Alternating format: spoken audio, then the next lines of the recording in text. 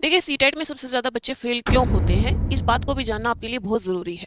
देखिए जो सीटेट है वो समझ के ऊपर है। अगर पूरा खेल देखो 150 नंबर में से पूरा 90 नंबर का खेल है जो आपकी पेडागोजी है।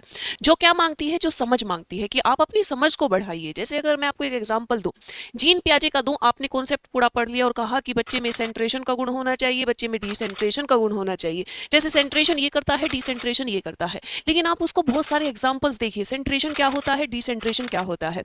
देखिए सबसे पहले जरूरी तो देखो कॉन्सेप्ट ही है, लेकिन खाली कॉन्सेप्ट से भी कुछ नहीं होगा। कॉन्सेप्ट को समझिए, ठीक है ना, डीप लेवल पे समझिए, उसके खुद से एग्जाम्पल बनाइए, खुद के माहौल से देखिए कि बच्चा क्या करता है, खुद इन्वॉल्व होइए चीजों में। फिर उसके बाद आप कॉन्सेप्ट पढ़ लेते हैं, फिर आपको पीवाईक्यू करिए, क्योंकि आपको पता होना चाहिए कि पेपर में पूछा कैसे जा रहा है सवाल। तो जब तक आपको ये नहीं पता होगा तब तक भी कोई फायदा नहीं है।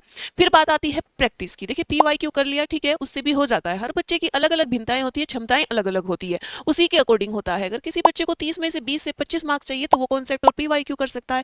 लेकिन अगर किसी बच्चे को अच्छे मार्क्स चाहिए आपकी पेडागोजी में, तो भैया पूरे में से पूरे चाहिए, तो उसके लिए आपको कॉन्सेप्ट और पीवाईक्यू तो करना ही पड़ेगा, साथ में आपको प्रैक्टिस भी करनी पड़ेगी। ठीक है, तो ये सभी अपनी बच्चों की क्षमताओं के ऊपर होती है। देखिए 90 नंबर पेडागोजी है तो अपनी सबसे जरूरी बात यही है, डीप लेवल पे समझिए, सोचिए, अपनी समझ को बढ़ाइए। तो भैया मैं पेडागोजी की तैयारी करवा रही हूँ, जिसमें आपको अभी आगे से 30 दिन 30 मैराथन में मैं आपकी कंप्लीट जो है सीडीपी की तैयारी करवाऊंगी, और सब साथ में जितने भी सब्जेक्ट है उस सभी की पेडागोजी आपको बेहतरीन तरीके से पढ़ाऊंगी। एक एक कंसेप्ट आपका क्लियर होगा, आपकी समझ को विकसित करूंगी।